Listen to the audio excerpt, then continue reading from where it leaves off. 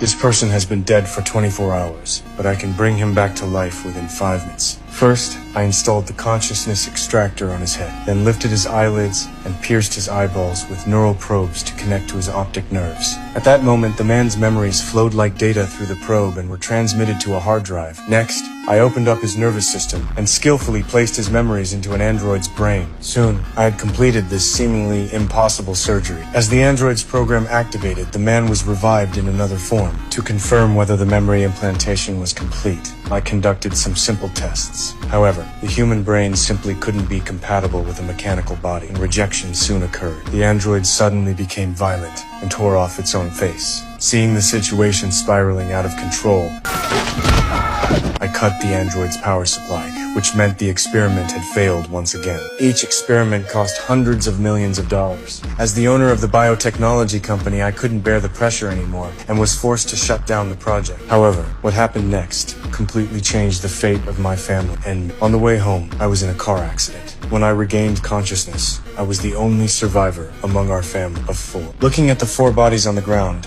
after a brief moment of grief, I made a bold decision. I called my colleague to rush over with the equipment. Seeing the chaotic scene, years of working together allowed him to instantly understand my intentions. But simply extracting memories could only place them in androids.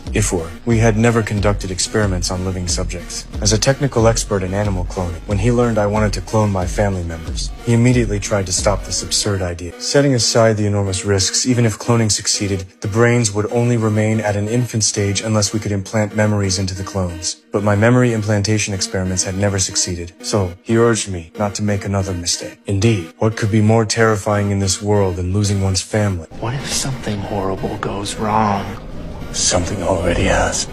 Perhaps it was precisely this obsession of mine that finally convinced my colleague to help. However, we now faced a difficult choice. There were only 3 cultivation chambers in the warehouse, which meant I had to abandon 1 family member. With no time left, I used a drawing lots method and drew my youngest daughter. After a brief moment of sadness, we immediately began the cloning experiment. The entire process would take 17 days to complete. To monitor the cloning progress at all times, I moved directly to the laboratory. Fearing that my family would remember my youngest daughter after revival, I painfully deleted